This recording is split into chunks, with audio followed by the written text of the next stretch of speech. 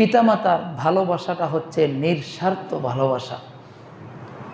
দুনিয়াতে আমাকে যে যতই ভালোবাসে, যে যতই মহাব্বত করে, চাই সেটা ভাইয়ের সম্পর্ক বা বোনের সম্পর্ক, চাই সেটা ক্ষমতার সম্পর্ক, চাই সেটা সম্পদের সম্পর্ক, আত্মীয় স্বজনের সম্পর্ক, যতই সম্পর্ক হোক না কেন, প্রত্যেকটা সম্পর্কতে কোনো না কোনো একটা স্বার্থ জড়িয়ে আছে।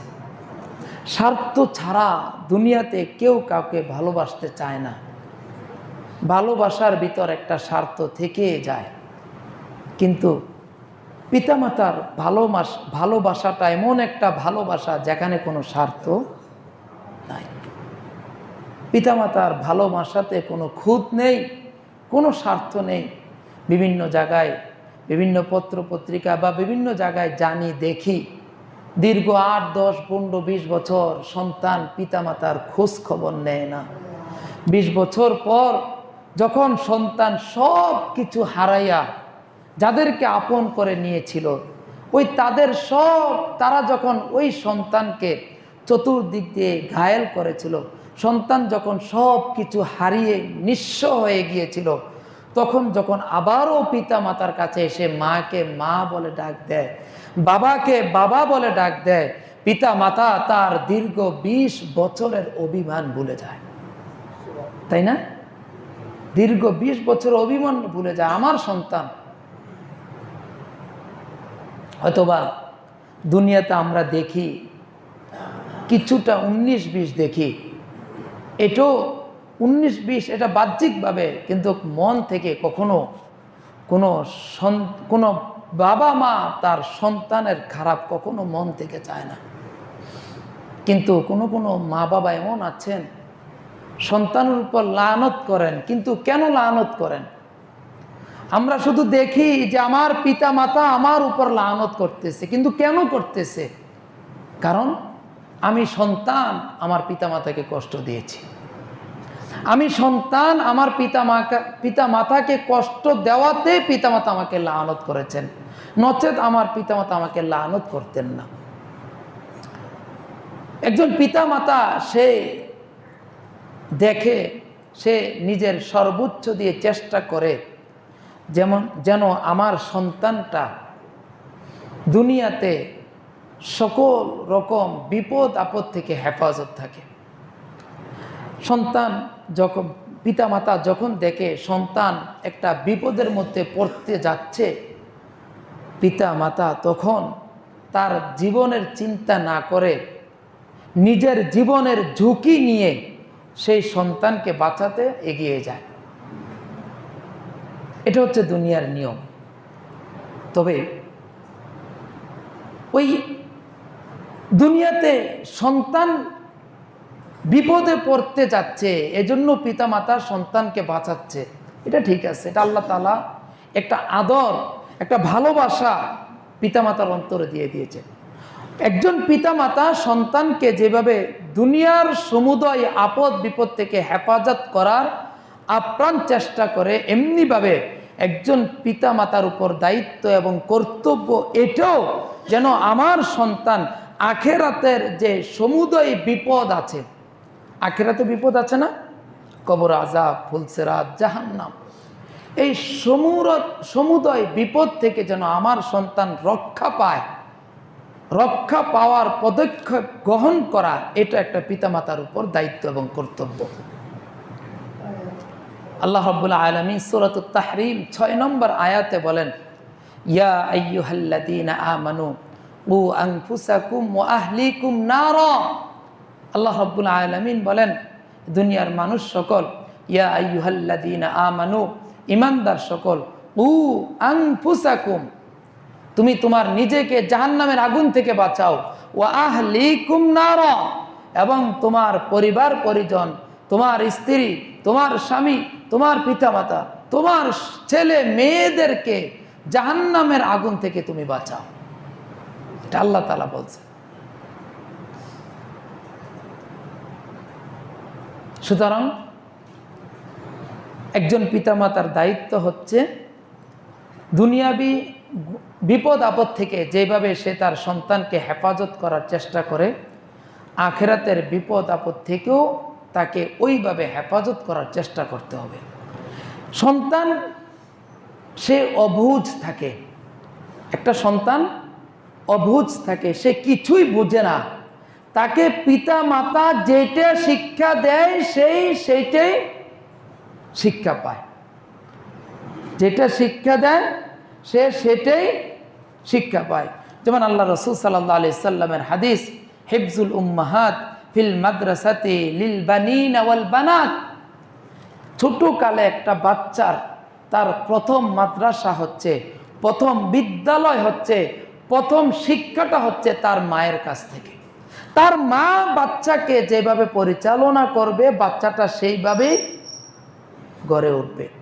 বা মা যদি চেষ্টা করে যে আমার বাচ্চাটা একজন আল্লাহর ওয়ালি হবে, আলেম হবে, হাফেজে কোরআন হবে, তাহলে বাচ্চাটা, মা ওই বাচ্চাকে ছোটকাল থেকে তাকে ট্রেনিং দেওয়া শুরু করে। ছোটকাল থেকে তাকে কালিমা মুখস্থ করায়, আল্লাহর সূরাগুলা মুখস্থ করায়, সাথে সাথে নিয়ে নামাজ পড়ায়। পক্ষান্তর একটা বাবা মা যদি চিন্তা করে যে আমার ছেলেকে আলেম ওলামা দরকার নাই, নেককার একটা ছেলে দরকার নাই, আল্লাহর ওলি দরকার নাই, তাকে দুনিয়াবি খ্যাতি বিশিষ্ট একজন ব্যক্তি বানাবো, তাকে একজন নাচনেওয়ালা বানাবো, তাকে একজন গায়ক বানাবো, তখন তাকে ওই মা ছোটকাল থেকে তাকে নাচার ট্রেনিং দেয়, গানের ট্রেনিং দেয়। ছোটকাল থেকে তাকে তার সামনে মোবাইল দিয়ে রাখে, টেলিভিশনের পর্দার সামনে বসিয়ে রাখে, দেখো তারা কিভাবে নাচে, কিভাবে তারা গান গায়। কারণ বাবা মার তখন নিয়ত থাকে এইটাই যে আমি পিতামাতা, আমার এই সন্তানকে বড় করে আমি নাচনেওয়ালা বানাবো, গায়ক বানাবো। এজন্য সে তাকে ছোটকাল থেকে ট্রেনিং দেওয়া শুরু করে। কিন্তু চিরন্তন বাস্তবতা যেটা, আমরা কেউ এ দুনিয়াতে চিরস্থায়ী না, কেউ না। সবাইকে আমাদের চলে যেতে হবে, কিছুই আমরা সাথে নিতে পারবো না। একটা জিনিস আমার সাথে থাকবে, সেটা হচ্ছে নেক আমল, আর হচ্ছে নেককার সন্তান। আমি যদি দুনিয়াতে একটা নেককার সন্তান রেখে যেতে পারি, এই সন্তানটা আমি মারা যাওয়ার পর আমার কবরের পাশে এসে দাঁড়াবে, তাই না? আমি যদি একটা নেককার সন্তান রেখে যেতে পারি, তাহলে এই সন্তানটা আমার জন্য প্রত্যেক নামাজের পর দোয়া করবে, রব্বির হামহুমা কামা রব্বায়ানি সগীরা। আর যদি আমি দুনিয়াতে একটা বদকার দুষ্ট একটা ছেলে রেখে গেলাম, সে দোয়া করবে কি? সে তো নামাজে পড়ে না, নামাজ পড়লে না দোয়া করতো, তাই না? নামাজে পড়ে না, তাহলে সে কি দোয়া করবে?